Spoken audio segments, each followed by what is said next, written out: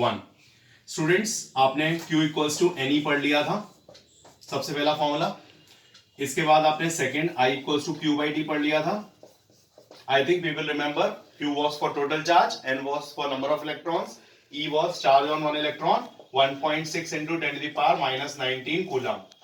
सबको याद है ना कि ऐसा यूनिट ऑफ चार्ज क्या होता है? ऐसा यूनिट ऑफ चार्ज कूलम होता है। ठीक है, I equals to Q by T. यहाँ पे I क्या रिप्रेजेंट कर रहा है? I कर रहा है rate of flow of charge यानी कि current. Rate of flow of charge यानी कि करंट, दैट इज करंट। ठीक है, I करंट को रिप्रेजेंट कर रहा है। इसके बाद करंट का SI यूनिट हम लोगों ने क्या सीखा था? SI unit of current is ampere, represented by capital A. ये दो रिलेशंस पहले सीख चुके हैं। इसके अलावा हम लोगों ने थर्ड रिलेशन क्या सीखा था? थर्ड रिलेशन हम लोगों ने सीखा था V equals to W by Q. इसमें V क्या था? पोटेंशियल डिफरेंस या फिर पोटेंशियल डिफरेंस, या दूसरा वर्ड क्या होता है? वोल्टेज। पोटेंशियल डिफरेंस और वोल्टेज। इसका SI यूनिट क्या था? Volt, represented by V। V से रिप्रेजेंट करते हैं, ये SI यूनिट इसका वोल्ट है। ठीक है, और इसके अलावा हम लोगों ने क्या पढ़ा था? फोर्थ नंबर पे हम लोगों ने इलेक्ट्रिक सर्किट क्या होता है ये सीखा था। इलेक्ट्रिक सर्किट, इलेक्ट्रिक सर्किट में सेल कनेक्ट करना सीखा था। ये बल्ब कनेक्ट किया, यहां पे ये स्विच लगाया। हम लोगों ने ये भी सीखा था कि जो positive terminal of the battery होता है, उस positive terminal of the battery पे हम लोग जो फ्लो ऑफ करंट दिखाते हैं उसके एरोज बनाते हैं। यहां पे फ्लो ऑफ करंट, ये फ्लो ऑफ करंट, ये फ्लो ऑफ करंट। हम लोगों का फ्लो ऑफ करंट रिप्रेजेंट होता है with the help of arrows, जो कि पॉजिटिव टर्मिनल से नेगेटिव टर्मिनल की तरफ जाते हैं। तो close and continuous path is called as electric circuit, a closed and continuous path through which the current flows. अच्छा, अब हम लोग और क्या सीखने वाले थे? रेजिस्टेंस। पिछली क्लास में मैंने रेजिस्टेंस के बारे में भी बात किया था। रेजिस्टेंस R से रिप्रेजेंट किया जाता है। SI यूनिट इसका ओम होता है, रिप्रेजेंटेड लाइक दिस, सिंबल ये है। और इसको हम लोग ऐसे जिगजैग लाइन के थ्रू रिप्रेजेंट करते हैं। जो रेजिस्टेंस होती है ये है क्या? Basically hindrance provided to the flow of current when a current flows in a electric circuit. Resistance हर एक कंडक्टर में होती है। Every conductor has its own resistance. और बल्ब में भी एक रेजिस्टेंस होगी, स्विच में भी एक रेजिस्टेंस होगी, बैटरी की भी अपनी एक रेजिस्टेंस होगी। लेकिन इस क्लास में हम लोग रेजिस्टेंस के इन सब चीजों को डिस्कस ना करके हम लोग डिस्कस करेंगे रेजिस्टर्स को। हम लोग रेजिस्टर के रूप में इस सिंबल का एक इलेक्ट्रिक सर्किट में फॉर्मेशन करेंगे और वो रेजिस्टर की ही रेजिस्टेंस के बारे में हम लोग पढ़ेंगे। जैसे अगर हमने ये इलेक्ट्रिक सर्किट बनाया, ये इलेक्ट्रिक सर्किट, यहां पे हमने बल्ब लगाया, उसके बाद हमने एक रेजिस्टर लगा दिया, फिर एक रेजिस्टर लगा दिया। अब इन रेजिस्टर्स की रेजिस्टेंस हम लोग स्टडी करेंगे। We will study about the resistance of these. जैसे R1 ये रेजिस्टर हो गया, R2 ये रेजिस्टर हो गया। हम लोग बल्ब की, बैटरी की, स्विच की रेजिस्टेंस नहीं, इन रेजिस्टर्स की रेजिस्टेंस को स्टडी करेंगे। I am talking about the circuit diagram and the various symbols. These are given to you in NCERT on page 203. Circuit diagram, electrical diagram, elementary diagram, electronic schematic is graphical representation of electric circuit. अब जो जो symbols electric circuit में use होते हैं, ये cell है। बहुत सारे सेल आपस में जुड़ जाते हैं तो एक बैटरी बन जाती है। की स्विच ओपन, ओपन का मतलब ऑफ। यहाँ पे ऑफ है तो बीच में बिंदी नहीं है, और यहां से देखो लाइन टूटी हुई है।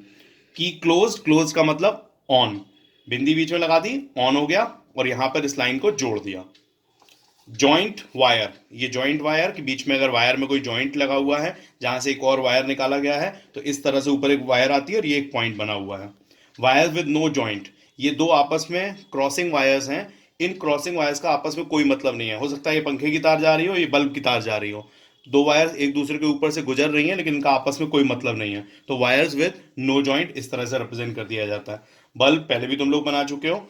अच्छा, एमीटर मैंने बताया था। Ammeter is a device to measure amperes, और एम्पियर किसका ऐसा यूनिट है? करंट का। तो ammeter is a device to measure current.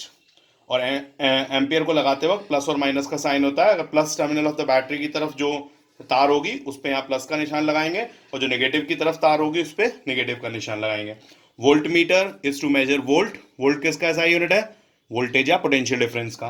तो यहां पर वोल्ट मीटर जो आपका होता है वो वोल्टेज मेजर करने के लिए पूरे सर्किट में लगाया जाता है। रेजिस्टेंस, जिसको हम रेजिस्टर भी बोल रहे हैं, इस एग्जैक्ट लाइन के फॉर्म में, ये एक रेजिस्टर या रेजिस्टेंस है। अच्छा, रियोस्टैट या वेरिएबल रेजिस्टेंस, बस जो रजिस्टर का सिंबल है उसी सिंबल में एक क्रॉस एरो लगा दो या ऊपर इस तरह का एक एरो लगा दो, तो इसको हम लोग रियोस्टैट या वेरिएबल रेजिस्टेंस कहते हैं। और ये वेरिएबल रेजिस्टेंस बिल्कुल इस तरह से है कि जब हमें कभी सर्किट में रेजिस्टेंस चेंज करना है, जैसे हमने तुम लोगों को बताया था कि रेजिस्टेंस का यूनिट ओम होता है ना। तो अब जैसे 10 ओम का रेजिस्टर है, 5 ओम का रेजिस्टर है, 3 ओम का रेजिस्टर है, किसी भी तरह के ऐसे रेजिस्टर्स हैं। तो अब अगर तुमने यहाँ पे instead of a simple resistor तुमने यहाँ पे एक वेरिएबल रेजिस्टर का प्रयोग किया, तो ये वेरिएबल रेजिस्टर क्या है, ये वेरिएबल रेजिस्टर हो सकता है तुम्हारा 2 ओम से लेके 10 ओम तक हो।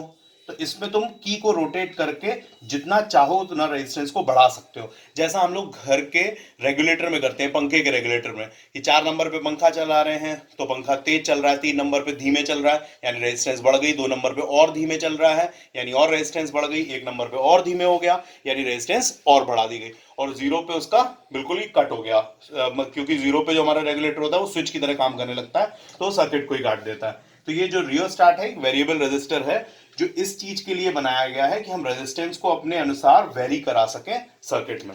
ये हमारे सारे सिंबल्स हमें याद करने हैं और इन सिंबल्स का हमें यूज सर्किट डायग्राम में करना है। आई ड्रॉ सर्किट डायग्राम जिसमें इन सिंबल्स का प्रयोग होगा। अभी मैं तुम्हें वीडियो 3 में उसके डायग्राम्स बना के दिखाऊंगा। मीनवाइल इन सारे डायग्राम्स की तुम्हें प्रैक्टिस करनी है and you have to remember all these diagrams. ये बेटा देखो, मैंने 1 2 3 4 5 सेल्स अलग अलग रखे हुए हैं। यहाँ इस सेल पे पॉजिटिव टर्मिनल वाला तार कनेक्ट कर दिया, नेगेटिव टर्मिनल वाला। अब मुझे इन सेल्स को जोड़ना है, तो मुझे सेल्स को कैसे जोड़ना है, ये पूरा सेल है इसको डिस्टर्ब नहीं करेंगे, इस नेगेटिव वाले से इस पॉजिटिव वाले को जोड़ दिया, ये 2 सेल आपस में जुड़ गए। अब यहाँ पे क्या हुआ, इस वाले नेगेटिव वाले को इससे जोड़ दिया, ये 2 सेल आपस में जुड़ गए, यहाँ ये सेल जुड़ गए, यहाँ ये सेल जुड़ गए। अब इस समय पे ये एक सेल नहीं रह गया, ये क्या बन गया, 5 सेल्स बैटरी। इसकी प्रैक्टिस कर लेना, क्योंकि सेल्स अगर गलत तरीके से जोड़ दिए जाएं तो वो फिर टीचर गलत कर देता है। आपको नेगेटिव टर्मिनल एक सेल का दूसरे सेल के पॉजिटिव टर्मिनल से जोड़ना है, इस तरह से सेल्स को अटैच करना है।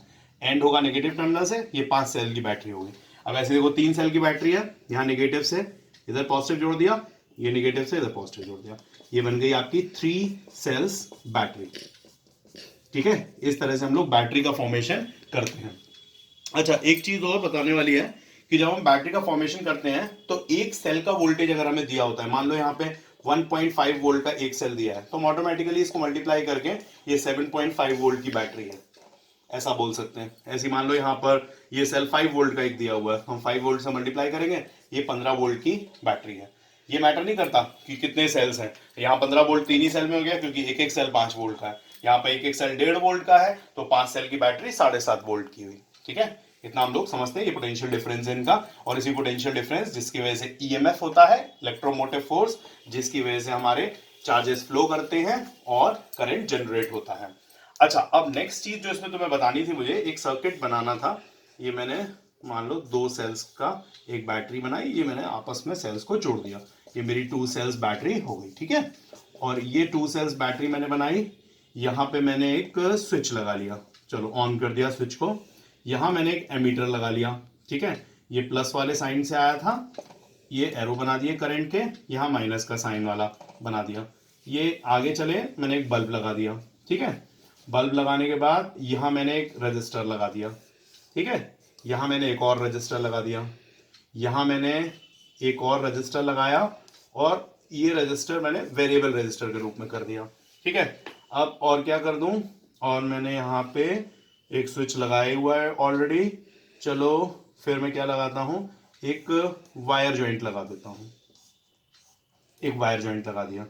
नहीं, वायर जॉइंट नहीं लगाता हूँ, वायर जॉइंट की जगह पे मैं यहाँ पे लगाता हूँ वोल्ट मीटर। अच्छा, वोल्ट मीटर को कनेक्ट करते हुए हम लोग को एक बात का ध्यान रखना पड़ता है कि वोल्ट मीटर हम लोग बैटरी के अलग से पैरेलल में जोड़ते हैं। ये वोल्ट मीटर का अटैचमेंट है, प्लस वाला प्लस से, माइनस वाला माइनस से। हम बैटरी के यहाँ पर पैरेलल में, यानी अलग अलग वायर्स हैं।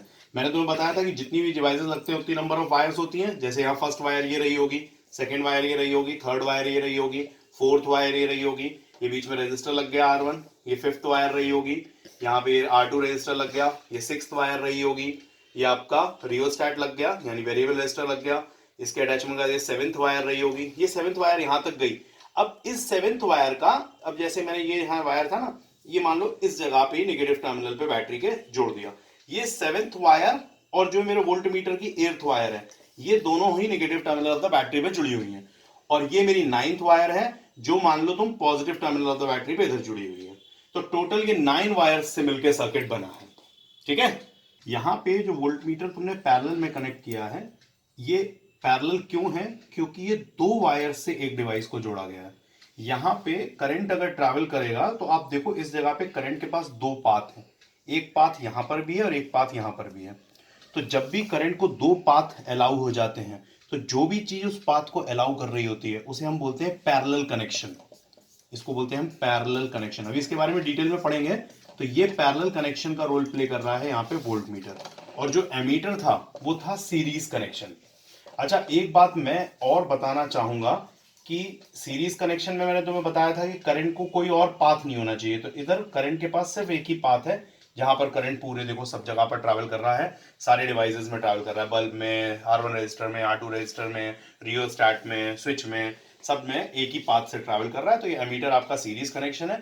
लेकिन इस वोल्ट मीटर पे इस जगह पे करंट को 2 पाथ इनिशियली ही मिल जा रहे हैं, और वो पाथ पे सिर्फ एक वोल्ट मीटर डिवाइस लगा हुआ है, और यहाँ पर ये करंट वापस वही ज्वाइन हो गया। तो इकलौता यही डिवाइस इस पूरे सर्किट में ऐसा है जिसको हम बोलते हैं कि वो पैरेलल कनेक्शन में है। ठीक है, वोल्ट मीटर और एमीटर के बारे में एक बात और बताऊंगा कि एमीटर जो होता है वो वेरी लो रेजिस्टेंस डिवाइस होता है, वेरी लो रेजिस्टेंस डिवाइस, और जो वोल्ट मीटर होता है ये हाई रेजिस्टेंस डिवाइस होता है, high resistance device. Just to remember it, हाँ, मतलब ये बात हमेशा याद रखनी है, हाई रेजिस्टेंस डिवाइस। तो हाई रेजिस्टेंस डिवाइस होने की वजह से इसकी ड्यूरेबिलिटी भी, स्टेबिलिटी भी बहुत ज्यादा होती है। वोल्ट मीटर नॉर्मली आपके लैब में कभी फूकते नहीं है। लैब में अगर टीचर तुम्हें वोल्ट मीटर इशू करने के लिए देगा तो वैसे ही कनेक्ट कर लो, तुम छोड़ देगा। लेकिन एमीटर अगर देगा ना तो सामने खड़ा होकर कनेक्ट करवाएगा टीचर, इसलिए क्योंकि वेरी लो रेजिस्टेंस डिवाइस है। तो इसके कारण से एक वीक और डेलिकेट डिवाइस है। डेलिकेट का मतलब समझते हो ना? डेलिकेट का मतलब नाजुक, नाजुक तरह का डिवाइस है। और ये डिवाइस आपका अगर जरा सा भी गलत कनेक्ट कर दिया जाए तो एमीटर हाल फूक जाता है। जबकि वोल्ट मीटर एक स्ट्रॉन्ग डिवाइस है, आसानी से नहीं फूकता। ये हाई रेजिस्टेंस डिवाइस है, ये लो रेजिस्टेंस। ये हमेशा पैरेलल में कनेक्ट होता है, ये हमेशा सीरीज में कनेक्ट होता है। इसको ए से रिप्रेजेंट करते हैं, इसको वी से रिप्रेजेंट करते हैं। ठीक है, ये 3 डिफरेंसेस तुमने वोल्ट मीटर और एमीटर के बारे में याद रखने हैं। चलो, अच्छा, इसके बारे में और बताने की ये चीज आती है कि सीरीज कनेक्शन और पैरेलल कनेक्शंस क्या होते हैं। लेकिन मैं सीरीज कनेक्शन और पैरेलल कनेक्शन से पहले तुम्हें ओम्स लॉ इंट्रोड्यूस कराता हूं कि ओम्स लॉ क्या है। कई बच्चों ने मेरे से डाउट में पूछा भी था ओम्स लॉ क्या है। ओम्स लॉ बेसिकली क्या कहता है कि वोल्टेज यानी कि potential difference is directly proportional to the current when temperature is constant. ये लॉ इतनी सी बात कहता है कि अगर टेम्परेचर कांस्टेंट है, व्हेन टेम्परेचर इज कांस्टेंट, अगर टेम्परेचर कांस्टेंट है तो पोटेंशियल डिफरेंस और करंट आपस में डायरेक्टली प्रोपोर्शनल होते हैं। और क्लास 9 से हम लोग पढ़ते चले आ रहे हैं कि किसी भी चीज में प्रोपोर्शनैलिटी होती है तो उस केस में एक कोई ना कोई इनकी प्रोपोर्शनैलिटी को इक्वालिटी में चेंज करने वाला कांस्टेंट भी होता है। तो यहां पर जो कांस्टेंट ऑफ प्रोपोर्शनैलिटी है वो आर है। आर कौन था? रेजिस्टेंस, यानी रेजिस्टेंस कांस्टेंट ऑफ प्रोपोर्शनैलिटी का काम करती है। अब ये कांस्टेंट ऑफ प्रोपोर्शनैलिटी का किस तरह से काम कर रही है? V equals to I R, ये हमारा ओम्स लॉ का एक्सप्रेशन बन जाता है, क्योंकि R ने इस प्रोपोर्शनैलिटी को इक्वालिटी में बदल दिया। तो हम अगर ओम्स लॉ को डिफाइन करते हैं तो क्या डिफाइन करते हैं कि when the voltage or the potential difference is directly proportional to the current where temperature is constant, here R or the resistance act as a constant of proportionality, so the expression of Ohm's law become V equals to I। अभी हम लोगों ने video 4 में Ohm's law के बारे में पढ़ा था जिसका expression V equals to IR आया था, और हम लोगों ने ओम्स लॉ की डेफिनेशन क्या पढ़ी थी कि electric current flowing through a conductor is directly proportional to the potential difference across its ends under standard temperature and pressure conditions. एक स्टैंडर्ड टेम्परेचर और प्रेशर कंडीशंस पे पोटेंशियल डिफरेंस करंट के directly proportional है और resistance वहां पे constant of proportionality है। Temperature pressure conditions मतलब मेनली टेम्परेचर की बात है कि टेम्परेचर वहां पर कांस्टेंट होना चाहिए, क्योंकि सर्किट में प्रेशर कंडीशंस इतनी आसानी से कोई चेंज नहीं होती हैं। अच्छा, ओम्स लॉ का एक ग्राफ होता है जिसमें आप एक्स एक्सेस पे हमेशा आई और वाई एक्सेस पे हमेशा वी लेते हो।